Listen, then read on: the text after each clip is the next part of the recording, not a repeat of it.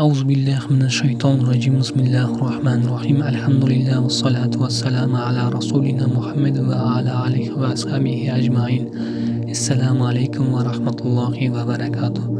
Qadirli mümin Müslüman doğanlarım, ağalarım, inilerim ve ayal doğanlarım.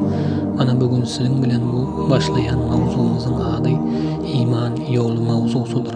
Bu mavzunu dinlep özünüze gerekli bolan, peydalı bolan ilimlere iyi bolursunuz ve Allah'ın razılığı için hizmet edersiniz diyen umidimiz var inşallah.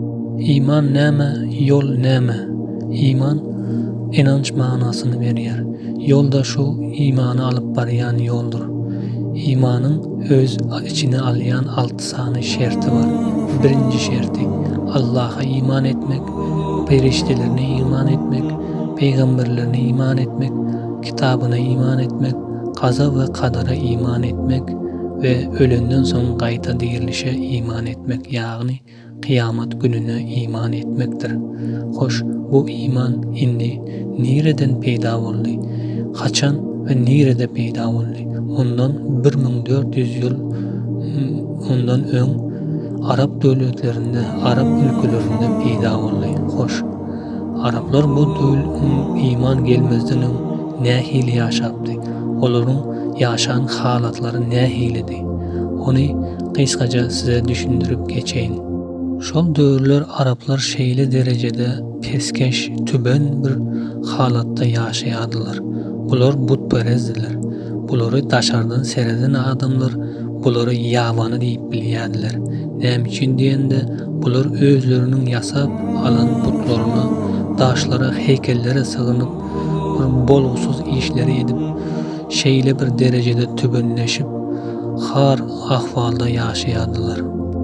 Bu Araplar şeýle derejede haýwany dereje peskeşlige düşendiler. Özlerine sığınmak üçin 360 sany but ýasap onlara sığınıp onlaryň daşyndan aýlanyp ziyaret etmek bilen meşguldylar. Bundan başga da bularyň ören kän däpdi sorlary bardy.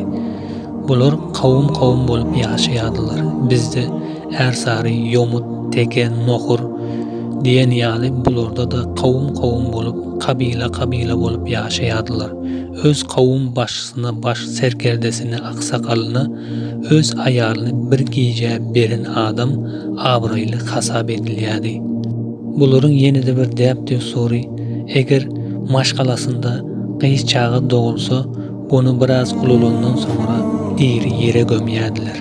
Näme üçin diýsen, näme üçin diýende erte meniň namusuma degmesin diýen maksat bilen diri ýere gömýärdiler. Bular şeýle haýwany derejede ýaşap ýören bir mahal Allah Taala bularyň öz içinden peýgamber saýlap, bulara peýgamber getirdi. Sonra Peygamber sallallahu aleyhi ve sellem gelip bulary şu 6 sany şerte, yani imana çağırdy. Bular her bir şarta akıl ve delil bilen ispat talap edip Peygamberimiziň de peygamberligine ispat delil soradylar. Sonra Peygamber sallallahu aleyhi ve sellem bulary her bir zady akıl delil bilen ispat edip berenden sonra ýawaş-ýawaşdan iman etmäge başladylar. İmana gelip uğradylar. Her bir zady akıl ve delil esasında iman etmäge başladylar. Şeýdip bu Araplar insani dereje göterildiler. Yani insani şekil bularda görünmäge başlady.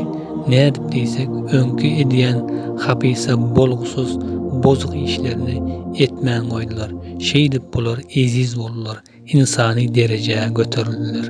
Indi bugünkü günümüze bir nazar taşlaýyn. Pikirläp, bir akyl bilen pikirläp göreliň. Nähili ýagdaýa düşdük? Öňkü Araplaryň edýän işlerini biz de edýäsmi? Ýa-da biz etmeýäsmi? Onuň üstünde bir pikir ýöredip, bir aklymyzy işledip göreliň. Indi bugünkü günümizde nähili halatlar var? Şunun üstünde pikir ýöredeliň. Öňkü Araplar näme edýärdiler? Daşlara, heykellere sığınýardy. Bugün biziň halkymyzda, biziň ülkemizdäki her bir insanda Hudaýy tanımadyk, Allah'ını tanımadyk insan daşlara, heykellere sığınýar. Öýleniň wakaly daşlara, heykellere sığınýar. Çağalaryny abort etdirýär. Doğulmadan abort etdirýär. Öňküler doğulandan soň biraz ululandan soň diri ýere gömýärdiler. Häzirkiler bolsa doğulmazdan ýakty jahany görmezden olary abort etdirýärler. Bir şeýle bir elgenç şeýle bir tübün bolgusuz hapise ýagdaýa düşdiler. Hoş indi biz näme etmeli? Bu bolgusuz ýagdaýlardan insani tüben ýaşaýyşdan nädip çykýas diýsek, bizem şu Peýgamber sallallahu aleyhi ve sellem getiren 6 zady akıl ve delil esasında her bir zady akıl ve delil bilen izarlap görüp ondan sonra iman etsek, biz de bu Arapların edeni ýaly bolup insani dereceye çykýas. İnsani derecede yani öňkü eden bozuk işlerimizi etmeyen bir imanlı insanlar bolup yetişeriz inşallah. Esselamu aleyküm ve rahmetullahi ve berekatuhu.